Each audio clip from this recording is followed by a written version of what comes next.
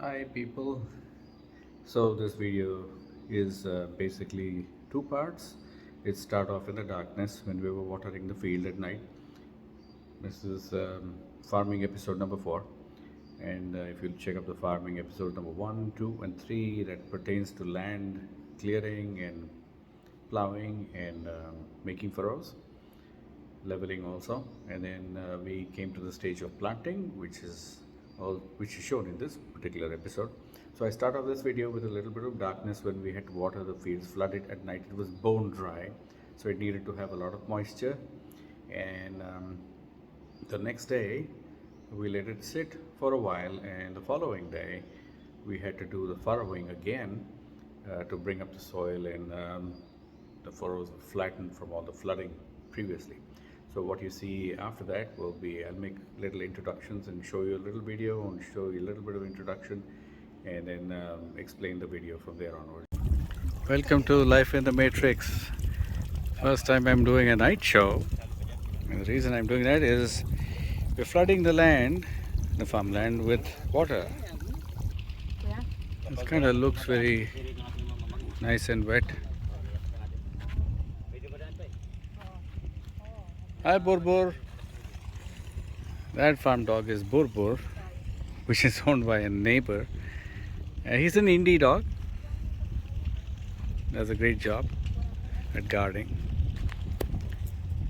This part of the land has been flooded, as you can see from the darker shades, and this part on the lighter shades is powder dry and being irrigated, so it becomes like this.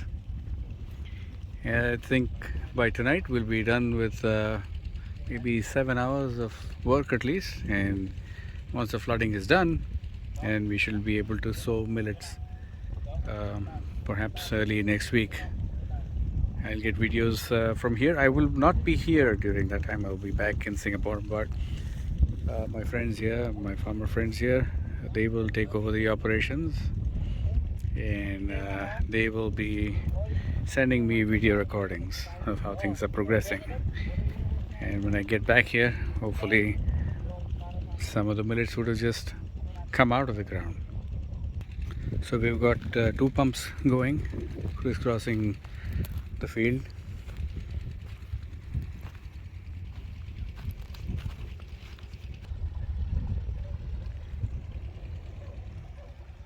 This is the part of the field that's not irrigated yet, and we'll have this flooded in no time at all. As you can see, the water is making its way downstream.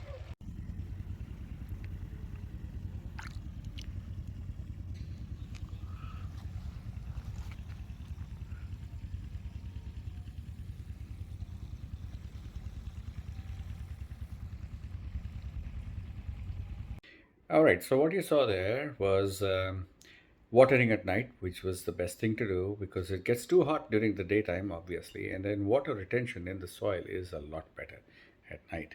So that's what we did. Okay, so the next part of the video is physical work. There is a sewing kind of a contraption. It's an equipment, but we don't have it in hand yet. Until we do, we'll physically plant the seeds, which is what the farmers are doing in this next video. What they do is they dig a hole with their fingers, which is about maybe ½ inch deep, and put some millet seeds in it and cover them up physically. So backbreaking, painstakingly long work, but that's the best way to prevent birds from eating it. If you do broadcast, like I thought we were going to do at the beginning, that would be just broadcast seeding is basically, throwing the seeds in a random manner, and they stay mostly on the surface. Some of them do, and then you can cover some of them. But birds love this because millets are bird seed. So if you want to prevent birds from eating everything that you've sown, you need to dig a little hole, drop a few seeds in it, and cover it up, and that should do it. And that's coming up next.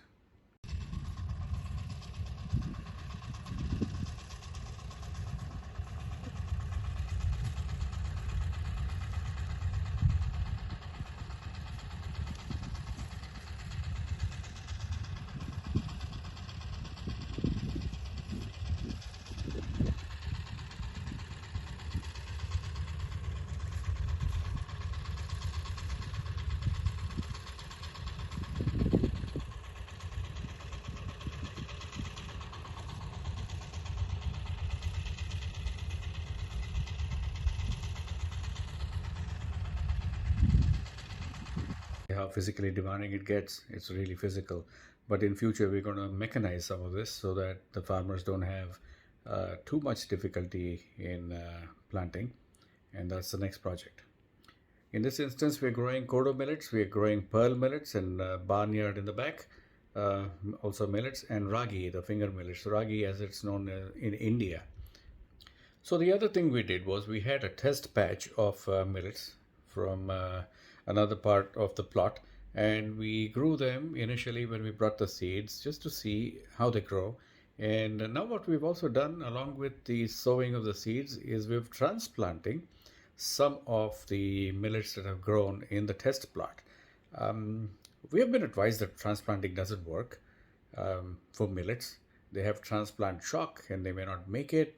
And on one occasion that we tried a little bit of another test batch, the transplanting worked fine. So maybe it'll work this time. But so we're gonna. This whole thing is an experiment, just to find out if it grows and how it is going to grow and what it will tolerate and what it won't.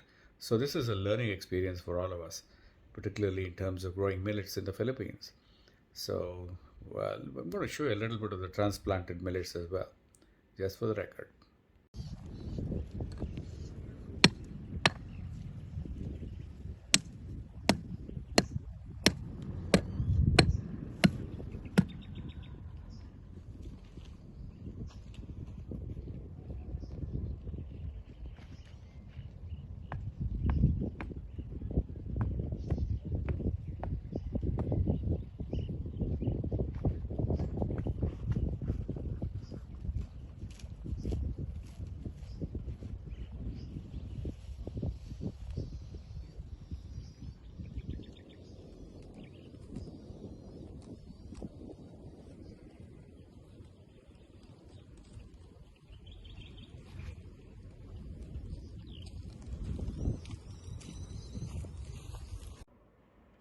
The grass that you saw, the fuzzy green in that video, is the transplanted kodo millets and transplanted pearl millet, which we grew in a test patch, and we're transplanting it here to see if it grows, and we'll take it from there.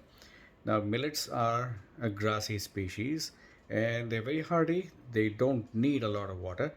In fact, they don't tolerate too much of water, unlike rice.